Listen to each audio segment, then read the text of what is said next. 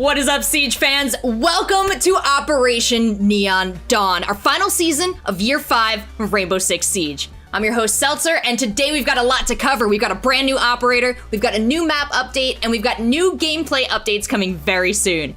But before we get a deeper look at the new season with our development team, we've got Chris Waters from Ubisoft News here with the breakdown.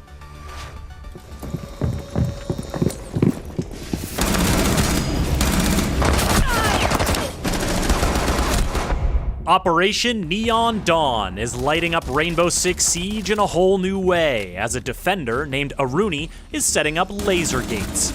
Angry laser gates. Look, I know they seem cool and kinda synth-wavy, but attackers, please don't touch them. I promise you it's for your own good.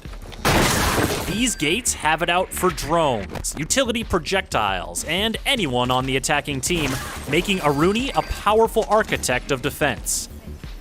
Neon Dawn is also bringing a skyscraper map rework, as well as some key gameplay updates, including a nice little upgrade to Hibana's X-Kairos launcher.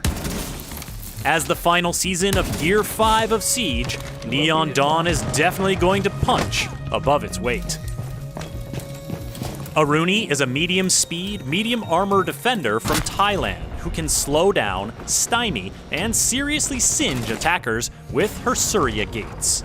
She can drape them over a soft or reinforced wall, set them up on windows, or use them to protect hatches, and they will completely cover the area.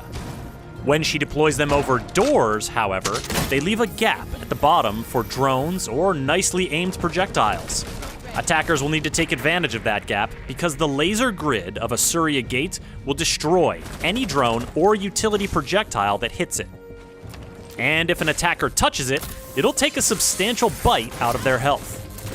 See, when a Surya gate destroys something or zaps someone, it deactivates temporarily to recharge. So, once an attacker uses some utility like a grenade or a gadget, or burns some of their health to take down a Surya gate, that doorway is just a doorway again.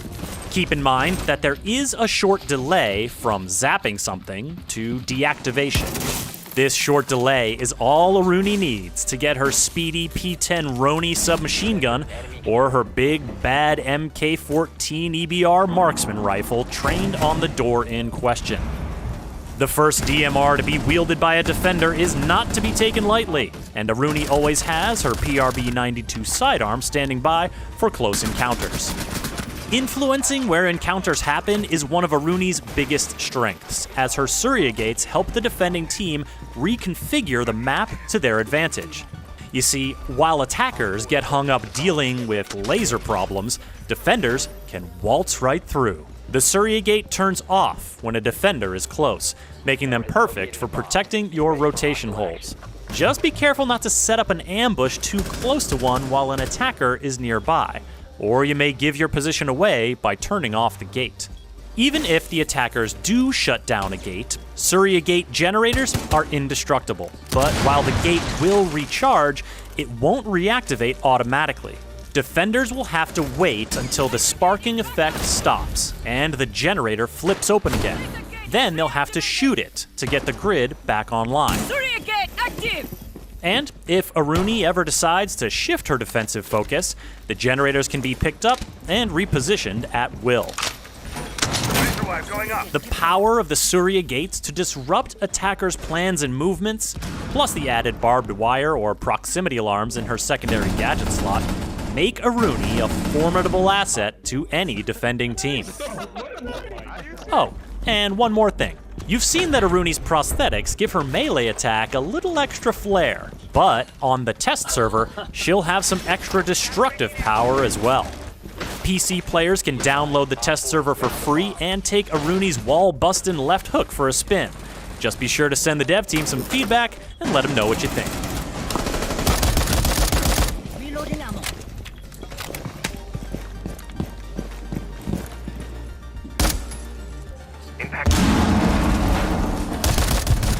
Op 4 eliminated. Mission successful. The new map rework coming to Operation Neon Dawn is Skyscraper. Now, this one took a little extra time to get right, but we're really pleased with how it turned out. For more information on the new Skyscraper, here's level designer Nicolas Jolicoeur.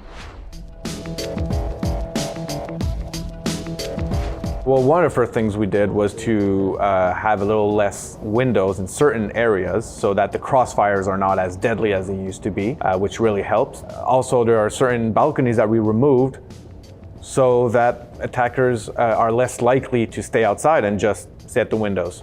The whole exterior wall of Karaoke, that was where there used to be a balcony. That whole balcony's side, we removed that. So the only way to be on that wall to come into one of the windows is through rappelling. The whole restaurant area, what is interesting is that we've cut the restaurant part in half. So you got the bars. So now we have, would say like the cocktail bars, and now we're gonna have a sushi bar. And then you're gonna have a double door that will send you into the restaurant area where you have the bathroom. So that really makes it so that you're less in the feeling that you have angles all over the place, as much for attackers or defenders. When you would be in a restaurant, you felt like everyone could see you from anywhere. We've added a whole new connection. I find that that's the most exciting part of all of our changes. On the second floor, if you remember, Dragon used to be exterior. Well, now it's interior. And we've added a new small section outside of it named Shrine. And now, thanks to that, we now have a connection where you could go from the VIP clearance, go through Dragon, and get all the way to Tea Room. So with this new connection going on, there are so much more possibilities for as attackers and defenders to create new strategies. And it makes it much more exciting. So we still have those very nice rooftops on either side, which you still don't have access to. But in the middle, right over Dragon and Terrace, now you could rappel on top of that roof to help you be able to get to the other side of the map much quicker. If you remember correctly, bedroom and bathroom used to be a little claustrophobic. Now, which is fun with the new layout that we got, it's still sort of similar to what we have, but it breathes so much more. And you have new ways of attacking it now. So you've got an entrance from delivery room that now has a destructible wall with it. There was something that no one enjoyed. If you remember correctly, there was the back stairs where all you had to do was stay down on the stairs and you could see underneath the barricades of the door and you could shoot anyone that was coming through there. Well, now that's changed and there's no more of that going on. I mean, it was like, it's a slight change, but it really makes a huge difference. Thank you, Nick. Next up, we have game designer Emilian Lomé and our writer Gary Astleford to tell us more about our newest defender, Aruni. Core aspect that we want for Aruni is to be an architect of defense. It is a role that emerged in Siege very early. Mira, Castle, and also Smoke was also dedicated to that due to the combination of SMG and shotgun. And that specific role is something we really like in defense, and we wanted to make a new one that would join this club of operators that we call architects. Going with this laser gate, with this proximity detection, means that if a defender gets close, the laser can turn off. So it is not a symmetrical relationship like with Castle. If I block a doorway with Castle, I block it for everyone. With Aruni, I can block a rotation, use it as much as I want, and the attacker is going to have to face the challenge, not me. It's a layer thing. You have the wall, you have the reinforcement, and then you have the laser grid. So you can have all three of them at the same time. You can bridge the wall, and then behind the attacker is like, oh well, now there is an Aruni gate that is also preventing me from moving forward. So an extra step for me to deal with. Same thing for hatches. You can have the hatch reinforced and the laser underneath it. The choice is going to be important. Going for a wall will oftentimes mean using more of them. If you're in consulate garage, you can do that, but that's all of your gate for just the wall, instead of protecting kitchen or server with it. We want you to make choices. We want you to be able to protect walls better, but doing this brings a diminishing return. The interaction of the laser is a critical component, so we wanted everyone to be able to deal with lasers. We want to always have an option, or almost always. The level of safety provided by Aruni is not the same as Castle. Those two, we wanted those two to be very different, but this thing does not block bullets, does not block vision, and technically doesn't block people either. But it's, again, a deterrent. You need to play on the mind of the attacker to win this, not just on, okay, this is blocked. The point is, we don't really want this, okay, I'm tossing my utility there, it's done, I'm doing something else. No, it's like, okay team, we're going to go through that door and secure the floor together, and once that's done, we can move forward. So we want Aruni to create those moments again and again during a round, It's something that creates moments, 30-second window for the attacker to execute, the same way they would on an objective room. Tinka is a great way to just push through the gate, take the damage and soak it with the extra health, and at the same time, surprise the defender because you did something they'd probably never expect. Irony is both an easy gadget to get rid of and also a big challenge to actually maintain this state of it's no longer there. Considering the character we made, we allowed her to have like a stronger punch, and when she does melee wall, she creates openings.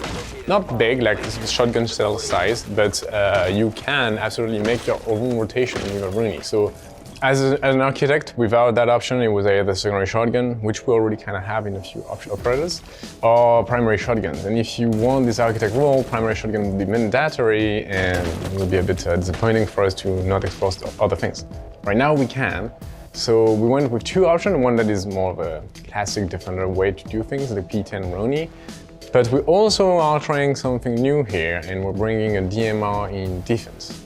So she has access to the MK14, and I'm really curious to see how that goes.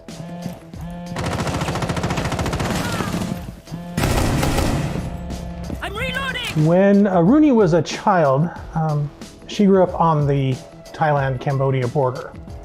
And her little sister was playing and detonated a mine that had been unexploded. And it took her sister's life. And that was a pivotal moment in her life because it allows her to focus more on charities and making sure that doesn't happen to somebody else. Rooney is sort of like Nighthaven's conscience, you know? She lives a very austere lifestyle. She doesn't spend a lot of money on herself. So she finds places to spend that money where it will do the most good. The other reason she joined Nighthaven is because Nighthaven has access to a lot of cutting-edge technology. And as somebody who uses prosthetic limbs in her day-to-day, she's really interested in making sure she has cutting-edge technology when it comes to prosthetics. Rooney and Thermite were working on a joint operation in Thailand, tracking down a weapons ring. And during the course of that investigation, there was an accident and they were both seriously injured. Rooney more so than Thermite. I can't talk too much about the details of the accident, but I can assure you they will be revealed in the future. We are looking to have a lot of inclusivity and diversity in all the operators that we've got coming. And so in those cases, we are doing our research and we are talking with consultants to make sure we're sensitive to these issues and we present them in a good light and that these characters are relatable. Thanks, guys. Emilian will also be posting in the upcoming designer's notes about our plans to address the 20-second meta. You can find those notes on Rainbow Six social channels and our website shortly after the stream. Now, last season, we introduced our accessibility tab, and with it, the ability to change site colors and opacity. This season, we're very excited to expand our accessibility features, with new communication options, including voice-to-text and text-to-voice. There are also a bunch of gameplay updates coming with Operation Neon Dawn. Here to discuss further are David Perpignan and Aurélie Debont. Spawn picking and runouts are very frustrating for most players and especially newcomers and intermediary players, but because they don't have the knowledge of the map and also not enough coordination. Defenders going outside is not a problem for us, but it should be more risky. So it's for this reason we reduce the outside timer detection. So we reduce to 1 second. But I think this shorter timer will help the attacker player to manage better their attack and also reduce the negative impact to be killed by a run out very early in the round. So defenders have to commit to their runouts and attacker could react much quicker. So I think this change should be fairer for all players. Currently, Jaeger has a pretty dominant position on the gadget utility meta. That is a meta that has been very present on Rainbow Six for some time now, so we're taking some actions in this matter. If we are able to modify Jaeger's behavior, we may be able to modify a bit the distribution on projectiles and utility. The new ADS won't be able to catch 2 rounds consecutively. After destroying a projectile, the ADS will remain disabled for 10 seconds, so this is a big change. When the disabled time ends, the ADS will come back to the active status and will be able to catch projectiles again. The counterpart of this change is that the ADS will have infinite charges, so you have a cooldown after catching something, but you cannot catch one after another. Jaeger is causing now a lot of pressure into the economy of projectiles for attackers, so we're expecting a bit of a change here. Right now you shouldn't need as many projectiles as before to deal with him, so we expect to see a bit more of variety on the attacker sides in terms of projectiles and secondary gadgets. Jaeger is not the only change we're going to do for the 22nd meta. During this season, you may expect more changes from the balancing cell regarding this matter. With the recent release of Ace and the Hard Breacher, we wanted to take a look at the whole ecosystem for breachers in the game, and we decided to make some changes in Ivana. So we are tweaking a bit the resource management on her to give her more functionalities. Now Ivana will be able to choose how many pellets she wants to shoot with the X-Kairos launcher.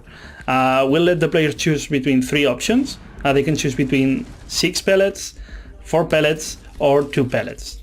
Now Ivana is going to be able to be more flexible and have better choices during the match. The fact that the resources are more distributed will allow her to react specifically to each circumstance. For example, if you are facing a castle, you can choose to shoot only 2 pellets and you're going to save a lot of X-Kairos into your pocket. And if you found a hatch that it's just reinforced, you choose to shoot 4 of the pellets and you'll break it. Ivana has been known for a long time as the queen of the hatches, and we're trying to reinforce that role right now. Right now, Echo is a super strong operator that ends in the status of ban or pick. It's hard not to see him on a match of Pro League if it's not banned, and we think we need to take extra steps to fix this. The current yokai drones for Echo are a drone that you can throw and attach to the ceiling, and they become invisible once they are not operated, which means that it's pretty hard to spot. The new yokai drones won't be using the invisibility system, so when they are deployed and they are attached into the ceiling, they can still be spotted by other operators and destroyed. Let's say it's a bit easier to find them. Echo could still play as it plays right now, but he will need to be a bit more careful with the drones. A bit of map knowledge is going to be a bonus for Echo's players, because you need to hide those drones from the attackers, and that's important. He will need to invest more time on the observation tools, and for compensating that a bit, we are bringing back the shield to his loadout. Aruni and the rest of Operation Neon Dawn will be live on the test server tomorrow, November 9th. So please play, have fun, and send us your feedback. We'll also be sharing more news shortly about Siege on next-gen consoles, so make sure you keep your eyes on all the usual Siege channels. Thanks so much for watching, and now back to the EU Major.